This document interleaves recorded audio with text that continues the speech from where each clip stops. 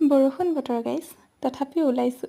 কাৰণটো আমাৰ আছিল এডমিশ্যনৰ ফৰ্ম ফিল আপ কৰিবলৈ। সেইকাৰণে বৰষুণকো নেওচি মই পালোঁগৈ আমাৰ মাইনাজনী তালৈ। মাইনাজনী তালে মানে তাইক মাইনা বুলি কোৱাৰ কাৰণটো এইটোৱেই, কাৰণ তাই আমাৰ বৰ মৰমৰ আৰু বৰ আলসুৱা, দেখিছে নহয় কইনা খুস্তি আমাৰ মাইনাজনী কি ধুনীয়াকৈ আহিছে।